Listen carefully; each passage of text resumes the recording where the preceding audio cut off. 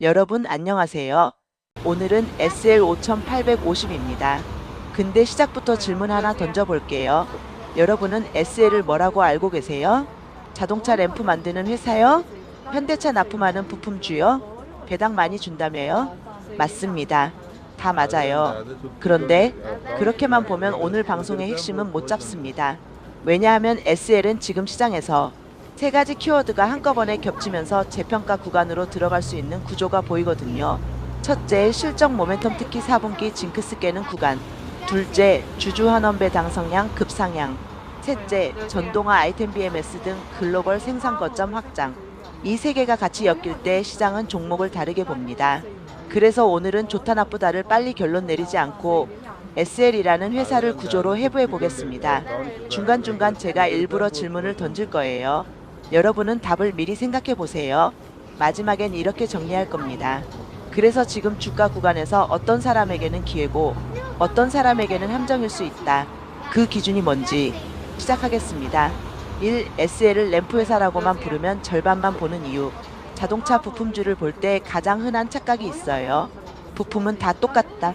완성차 팔리면 같이 오르고 안 팔리면 같이 내려간다. 절반만 맞습니다. 부품도 레벨이 있습니다. 원가 절감형 부품 가격 압박을 세게 받음. 안전규제 연동 부품 쉽게 대체하기 어려움. 디자인 브랜딩 연동 부품 단가 스펙 업그레이드로 확장 가능. 전장 소프트웨어 연동 부품 전동화 시대 핵심.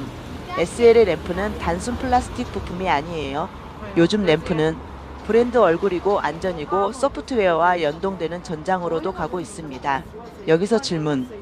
밤에 도로에서 마주오는 차를 볼 때 가장 먼저 무엇으로 브랜드를 구분하나요? 그릴, 엠블럼, 차체 라인? 요즘은 주간주행 등 DRL과 라이트 시그니처가 먼저입니다.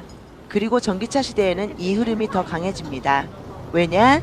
전기차는 파워트레인이 비슷해질수록 디자인과 UX 조명 포함과 차별화 포인트가 되거든요.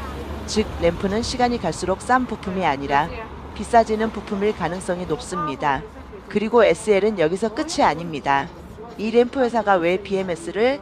여기서부터 게임이 바뀝니다. SL을 깊게 보려면 반드시 같이 봐야 하는 단어가 있습니다. BMS 배터리 관리 시스템입니다. BMS는 전기차 배터리의 전압, 전류 등 상태를 관리하고 최적 조건으로 제어하는 핵심 시스템으로 알려져 있죠. 회사 리서치 자료에서도 전동화 부문에서 BMS와 관련 아이템이 언급됩니다. 여기서 질문. 램프 회사가 BMS를 한다. 이거 이상하게 들리세요? 아니면 오히려 그럴 수도 있지라고 느끼세요? 이 질문의 답이 여러분의 투자 스타일을 가르는 포인트가 됩니다. 나는 전통 부품주 프레임으로만 본다 이상하게 들릴 수 있어요. 전동화 시대엔 부품사도 전장 아이템 확장한다 자연스럽게 들립니다. 실제로 리서치에서는 램프 매출 증가와 함께 BMS 매출 증가를 같은 문장에 묶어서 언급합니다. 즉 회사가 돈 버는 축이 단일축에서 복수축으로 넓어지는 흐름이 있다는 거죠.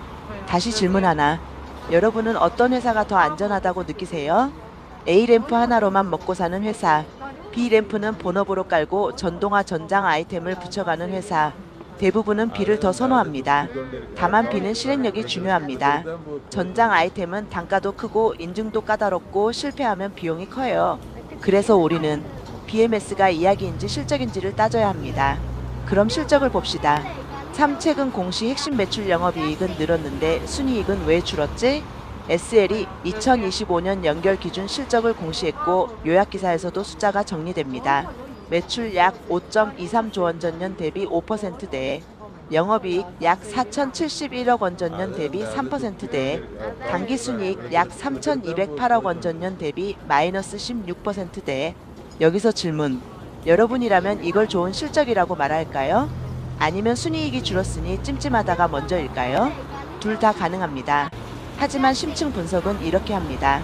영업이익은 본업 체력, 순이익은 본업 환율 금융 손익세 금일회성이 섞인 결과, 즉 순이익이 줄었다고 해서 본업이 무너졌다고 단정하면 안 됩니다. 리서치에서는 영업 외는 환차손으로 예상치 하회라는 표현이 나옵니다. 이 말은 뭘 뜻하냐면 본업 영업은 괜찮은데 환율 등 영업의 변수로 순이익이 흔들렸다. 이 가능성이 커진다는 겁니다. 그럼 본업이 정말 괜찮았는지 가장 중요한 분기인 4분기를 보죠. 4Q25 하반기 징크스를 깨다 이게 왜 중요하냐. SL은 팬데믹 이후로 하반기 실적이 상대적으로 부진했다는 흐름이 언급되곤 했는데 최근 리서치에서는 4분기 징크스를 깨고 서프라이즈라고 표현합니다. 4Q25 수치도 함께 제시되어 매출 약 1.4조 원, 영업이익 1,135억 원, 영업이익률 8.1%. 여기서 질문. 자동차 부품주에서 영업이익률 8%는 어떤 느낌인가요? 솔직히 말하면 대부분의 단순 납품 부품사는 이 정도 유지가 쉽지 않습니다. 그럼 왜 4분기가 그렇게 강했나? 리서치가 원인을 두 가지로 꼽습니다. 미국 관세 비용에 대한 고객사 보상 약 500억 원, 현대차 기아 신차 효과 램프 매출 증가, BMS 매출 증가. 여기서 아주 중요한 분기점 질문. 이 4분기 실적은 일회성인가요? 턴어라운드인가요? 정답은 이렇게 나뉩니다. 관세 보상 500억은 성격상 일회성일 가능성이 큽니다. 하지만 고객사가 비용을 보상했다는 사실은 단순한 일회성이 아니라 협상력 관계의 증거일 수도 있습니다. 여러분이 심층 분석해서 해야 할 일은 이겁니다. 일회성을 빼고도 괜찮은가? 그리고 협상력의 구조가 반복 가능한가? 그럼 더 구체적으로 들어가 볼게요. 5 관세 보상 500억의 진짜 의미, 이건 돈보다 지위입니다. 이걸 단순히 500억 들어왔네로만 보면 심층 분석이 아닙니다. 관세 비용은 원래 공급망에서 누가 부담하느냐가 이슈죠. 완성차가 다 떠안는 구조면 공급사는 편해요. 공급사가 떠안으면 마진이 깨집니다. 그런데 고객사 보상이 있었다는 건 적어도 그 시점에는 SL이 관세 비용을 100% 떠안지 않았다는 해석이 가능해집니다. 그리고 하나증권 리포트에서도 고객사 보전 및 멕시코 공장 가동 USMCA 등으로 관세 부담 완화 가능성을 언급합니다. 여기서 질문. 여러분이 부품사라면 관세 비용이 생겼을 때 어떤 선택을 할까요? 마진을 줄여서라도 물량을 지키겠다. 고객사와 협상해서 비용을 나누겠다. 생산지를 조정해서 관세를 회피하겠다. SL의 흐름은 2와 3을 동시에 쓰는 모양새로 읽힙니다. 이 포인트는 향후 실적의 바닥을 결정합니다. 6.2번 방송의 핵심 이벤트 배당이 레벨업했다. 자, 여기서부터 시장이 SL을 다시 보기 시작한 이유 중 하나, 배당입니다. 최근 공시 요약에 따르면 SL은 보통주 1주당 2,770원 현금 배당을 결정했고 시가배당률 5.14%, 배당금 총액 약 1,275.73억 원, 배당기준일 2026-3-20으로 정리됩니다. 그리고 리서치에서는 DPS 2,770원 130% 요의, 배당 성향 40% 전년 15%로 급상향을 명확히 언급합니다. 여기서 질문. 배당이 늘었다는 사실 자체보다 더 중요한 건 뭘까요? 바로 정책입니다. 배당을 1년만 늘리는 건 이벤트고 배당 성향을 레벨로 올리는 건 정책입니다.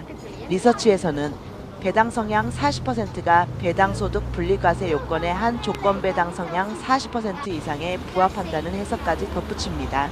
이건 무슨 의미냐? 회사가 주주환원 프레임을 의식하고 있다는 뜻입니다. 또 리서치에서는 3Q25 말 기준 순현금 약 5,630억 원, 부채 비율 54% 언급과 함께 배당 성향 40%가 2027년까지 유지 가능성이 높다고 봅니다. 자, 여기서 질문. 배당 성향 40%를 유지할 수 있는 회사는 어떤 회사일까요? 현금 흐름이 꾸준한 회사, CAPX 투자가 폭증하지 않는 회사, 실적 변동성이 너무 크지 않은 회사, 즉 시장은 SL을 부품주가 아니라 현금 창출 고배당 프레임으로 다시 보기 시작할 수 있습니다. 하지만 이게 항상 좋은 건 아닙니다. 배당이 커지면 기대도 커집니다. 기대가 커지면 실적이 조금만 삐끗해도 실망 매물이 커집니다. 그래서 우리는 배당을 호재로만 보면 안 되고 기대관리 요인으로도 봐야 합니다.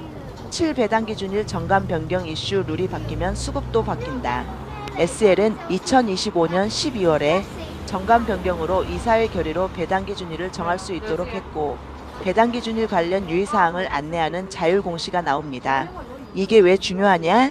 예전에는 12월 말 보유하면 배당 받는다 같은 단순 구조였다면 정관이 바뀌면 배당 기준일이 회사 결의로 이동하면서 배당 수급 패턴이 달라질 수 있습니다.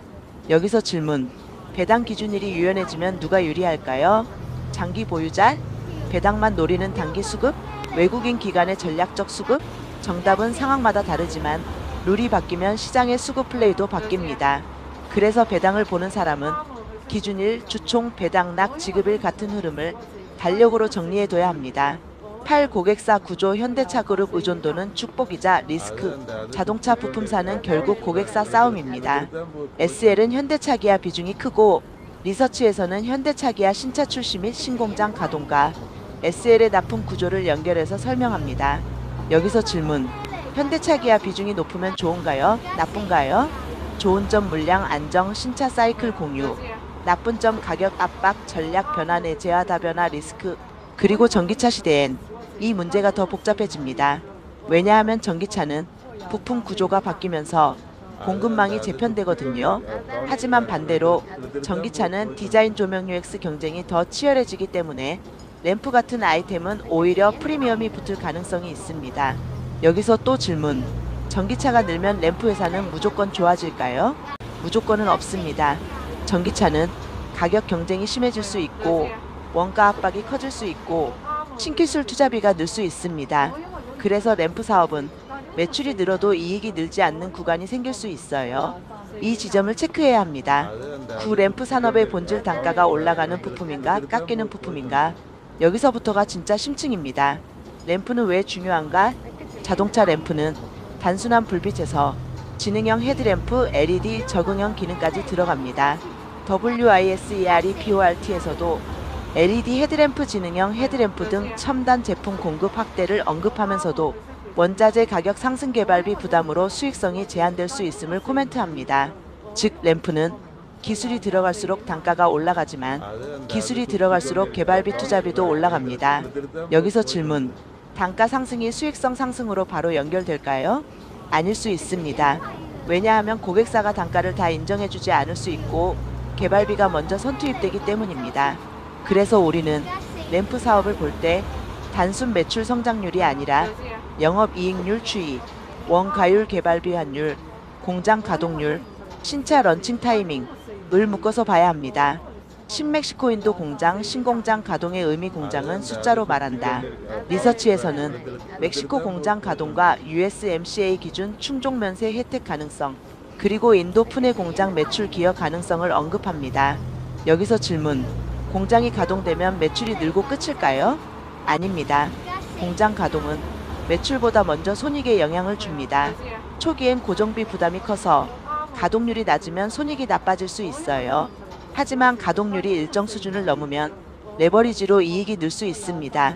그래서 신공장 이슈를 볼 때는 가동률이 언제부터 안정화되는지, 고객사가 확정된 물량인지, 지역 생산으로 관세 물류가 얼마나 절감되는지 이 세 가지를 봐야 합니다.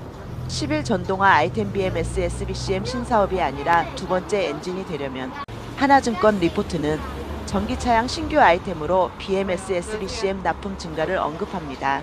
여기서 질문. BMS가 진짜 두 번째 엔진이 되려면 뭐가 필요할까요? 고객사가 한 곳에서 복수로 늘어야 하고 물량이 테스트 초기에서 양산으로 넘어가야 하고 마진이 버티는 수준에서 확대로 가야 합니다.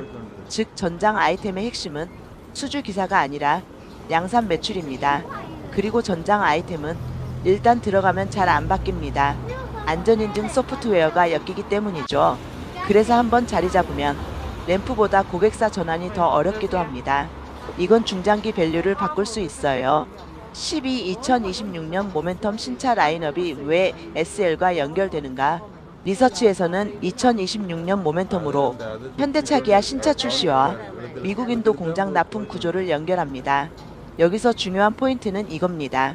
신차는 단순히 차가 더 팔린다가 아니라 부품 단가가 다시 책정되는 이벤트입니다. 신차 플랫폼 램프 설계 변경, 디자인 변화 램프 모듈 변경, 전장 탑재 확대 추가 아이템 가능. 즉 신차 사이클은 부품사에겐 매출 성장 단가 구조 변화를 동시에 만들 수 있어요. 그래서 SL은 신차 사이클을 볼 때 더 흥미로운 회사가 됩니다. 13 밸류에이션 평가 부품주 PER로만 보면 왜 답이 안 나오나? 리서치에서는 2026년 추정 실적 기준 PE가 매력적이라는 언급도 있습니다. 하지만 여기서 우리가 해야 할 질문은 이것입니다. SL을 무엇으로 평가할 것인가? 전통 자동차 부품주로 평가할 건가? 고배당 전동화 모멘텀으로 평가할 건가? 프레임이 바뀌면 멀티플이 바뀝니다. 배당 성향이 40%로 올라가고 배당 수익률이 5%대라는 말이 시장에 박히면 일부 투자자는 SL을 배당주 바스켓에 넣기 시작합니다. 배당주는 수급이 다릅니다. 단기 테마 수급이 아니라 배당 캘린더 수급, 기간의 인컴 전략, 외국인의 배당 매력, 같은 흐름이 생깁니다. 여기서 질문. 배당주 프레임이 생기면 주가는 더 안정적일까요? 그럴 가능성이 커집니다. 하지만 반대로 실적 쇼크가 나면 배당주의 실망도 더 커질 수 있습니다. 즉 안정과 기대가 같이 커집니다. 14 진짜 리스크를 말이 아니라 체크리스트로 바꾸자. 심층 분석에서 가장 중요한 건 리스크를 멋있게 말하는 게 아니라 검증 가능한 체크리스트로 바꾸는 것입니다. SL의 핵심 리스크를 체크리스트로 바꾸면 이렇게 됩니다. 1. 4분기 서프라이즈의 지속성. 관세 보상 500억이 제거된 이후에도 영업이익률이 78%대를 유지하는가? 2. 환율 한차손 리스크. 영업의 손익이 분기마다 흔들리는 구조인가? 환율 방향이 손익에 미치는 민감도가 큰가? 3. 공장 가동률. 멕시코 인도 신공장이 가동률로 증명되는가? 4. 전동화 아이템의 양산 레벨. BMS SBCM 매출이 의미 있는 비중으로 커지는가? 5. 배당 성향 40% 유지 가능성. 순현금 구조가 유지되는가? CAPX가 폭증하지 않는가? 이 체크리스트를 가지고 분기 실적 발표 때마다 점수 매기면 투자 판단이 훨씬 단단해집니다. 15 시나리오 세계 상승 중립 하락을 숫자와 논리로 그려보자. 여기서부터가 방송의 하이라이트입니다. 결국 어디까지 갈까? 꺾일까? 지금 들어가면 늦었나? 이 질문에 대해 저는 이렇게 답하는 편이 좋다고 봅니다. 가격 예언 대신 시나리오를 제시하자. 시나리오 A 고배당 실적 모멘텀 지속 상승 시나리오. 조건은 딱 3개입니다. 관세 보상 제외에도 마진 방어, 신차 효과로 램프 매출 증가, BMS 등 전장 매출이 꾸준히 증가. 여기에 배당 성향 40%가 유지되면 시장은 SL을 그냥 부품주로만 보지 않게 됩니다. 이때 나오는 키워드가 리레이팅입니다. 리레이팅은 실적이 폭발하지 않아도 평가가 올라가면서 주가가 올라가는 구간이에요. 특히 배당 수익률 5%대는 시장 금리 대체 자산과 비교되는 순간 수급의 성격을 바꾸기도 합니다. 시나리오 B 실적은 괜찮지만 재료는 소화 중립 박스 시나리오. 조건은 이것입니다. 실적은 유지. 하지만 관세 보상이 사라지면서 성장 속도 둔화. 전장 매출은 늘지만 시장 기대를 못 넘음. 이 경우 주가는 배당주 프레임으로 버티지만 큰 폭 상승은 제한될 수 있습니다. 이때 투자자는 두 부류로 나뉩니다. 배당을 받으며 기다리는 사람, 더 강한 성장주로 갈아타려는 사람. 시나리오 C 기대가 커진 만큼 실망도 커진다 하락 시나리오. 이 시나리오는 배당이 커졌기 때문에 더 중요합니다. 조건 4분기 일회성 제거 후 마진 급락, 환차손 반복, 신공장 가동률 지연, 배당 성향 유지 불확실. 이렇게 되면 배당주 프레임으로 들어온 수급이 실망으로 빠져나갈 수 있습니다. 즉 배당은 방어막이자 기대의 칼날입니다. 16글에서 지금 무엇을 봐야 하냐 방송용 핵심 체크포인트 10개. 여러분 이제부터는 영상 보면서 메모하셔도 됩니다. SL을 추적할 때 제가 보는 포인트 10개를 드릴게요. 다음 분기 영업이익률 7% 이상 유지, 관세 보전 협상 구조가 지속되는가, 환율 민감도 환차손이 실적을 계속 깎는가, 신공장 멕시코 인도 가동률이 숫자로 증명되는가, 현대차 기아 신차 사이클이 실제 출고로 이어지는가, 램프 단가 상승이 마진 상승으로 연결되는가, BMS SBCM 매출이 양산 레벨로 커지는가, 배당 성향 40%가 유지되는지 회사가 명확히 신호를 주는가, 주주환원 정책이 정책으로 굳어지는가, 룰정 관기준일 운용. 주가가 급등했을 때 거래 대금 수급이 배당주 성격인지 테마 성격인지 이 10개로 보면 감이 아니라 구조로 보게 됩니다. 17 엔딩 마지막 질문. 당신은 SL을 어떤 종목으로 보나요? 마지막 질문입니다. 여러분은 SL을 현대차 납품하는 램프 부품주로 보시나요? 아니면 실적 모멘텀 전동화 확장 고배당 정책이 결합된 재평가 가능 종목으로 보시나요? 정답은 하나가 아닙니다. 다만 시장은 프레임이 바뀌는 순간 주가를 다르게 평가합니다. 이번에 SL이 던진 가장 강한 신호는 4분기 징크스를 깨는 실적 서프라이즈, 배당 성향 40%로의 레벨업, 신차 신공장 전동화 아이템 확장 스토리. 이 세 가지가 동시에 겹쳤다는 겁니다. 이 조합이 다음 분기, 다음 해까지 이어진다면 SL은 그냥 부품주로 끝나지 않을 수도 있습니다. 하지만 반대로 4분기에 일회성 요인이 컸고 마진이 다시 내려앉는다면 시장은 빠르게 다시 차갑게 변할 수 있습니다. 그래서 오늘 드린 체크리스트 10개, 이걸로 분기마다 확인하는 겁니다. 여러분, 오늘 방송은 여기까지입니다. 다음 실적 발표에서 이 종목은 배당만 좋은 종목이 될지, 배당도 좋고 성장도 이어지는 종목이 될지 그 답이 나올 겁니다.